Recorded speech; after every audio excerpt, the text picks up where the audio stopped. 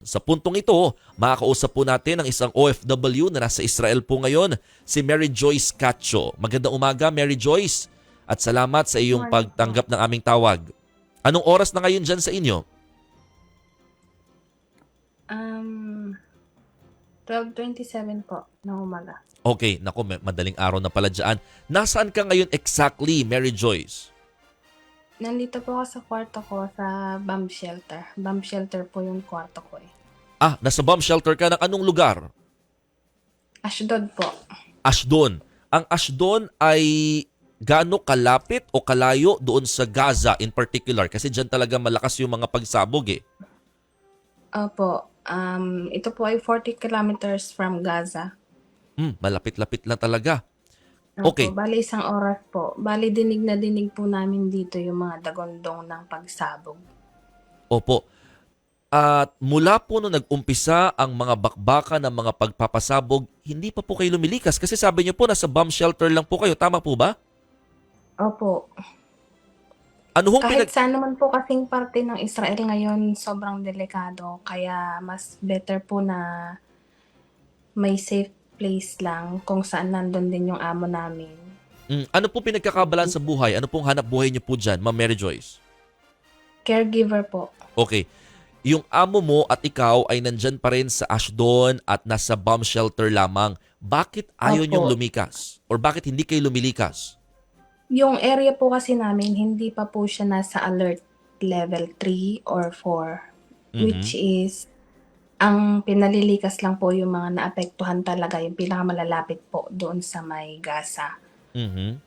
Pero ang lakas na rin ng mga pagsabog na naririnig nyo dyan. Tama ba? Opo, tama po.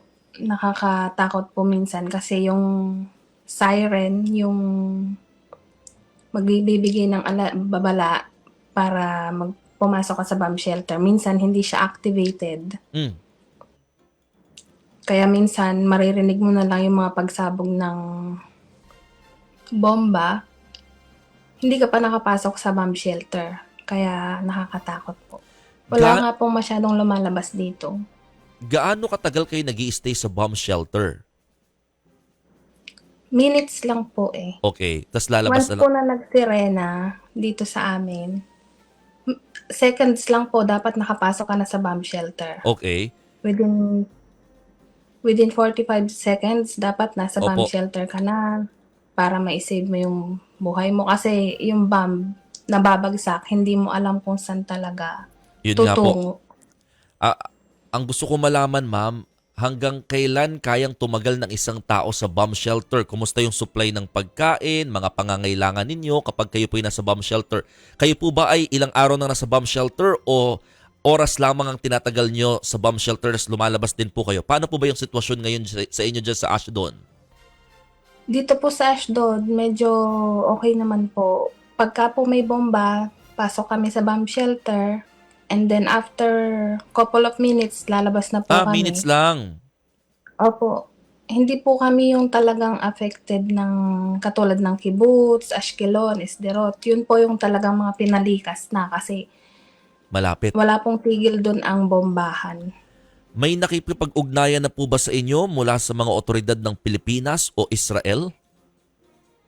Marami na po silang tinulungan dun sa pinakamalalapit na parte ng Gaza. Pero dito po sa Ashdod, madalang po kasi safe po yung aming place. Mhm. Kung kayo po ang masusunod, ano pong gusto nyong gawin? Gusto nyo na po ba makauwi ng Pilipinas dahil nga po sa nangyayari pong gulo dyan po sa inyong pinagtatrabahuhan? Opinyon ko po ay mananatili po ako dito. Mhm. Bakit Kasi po? yung seguridad naman po namin ay maayos. Mhm. Tapos meron na po silang bagong laser beam na tinatawag. Maliban po sa Iron Dome, meron silang bago ngayon na iron beam. Ile-laser lang po yung bomba sa ere. Mhm. Kumbaga masasalo na po niya yun. Hindi na po tatama sa may land area. Okay. Sige po. Ma'am, baka meron po kayong mensahe. Tagasan po ba kayo sa Pilipinas?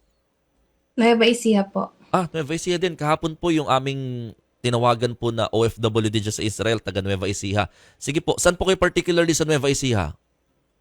Sa Science City of Muñoz po. Muñoz. Okay, ma'am, baka meron kayong mensahe sa inyong mga kamag-anak, kaibigan sa Pilipinas na kumbaga nais nyo iparating ang inyong kaligtasan. Sige po. Opo. Hi po sa pamilya ko dyan sa Palusapis. Ayos lang po ako dito, huwag po kayo mag-alala. Patuloy po kayo manalangin sa kaligtasan ng bawat Pilipino na nandito. At yun lamang po, maraming salamat. Patuloy din naman siguro ang iyong communication, no? At least hindi naman napuputol ang linya ng komunikasyon dyan sa Israel. Salamat. Opo. Oo. Ma'am, mag-ingat po kayo palagi, ha? At patuloy lang pong Maraming salamat po. kumbaga talagang yung hotline numbers po ng embahada natin, huwag kalilimutan makipag-ugnayan palagi po para just in case of any emergency, mabigyan po kayo ng aksyon. Thank you po at mag-ingat po kayo palagi. Maraming salamat po. Maganda umaga po, yan po si Ma'am Mary Joyce Cacho, isang OFW po mula sa Israel. Dito tayo sa totoo.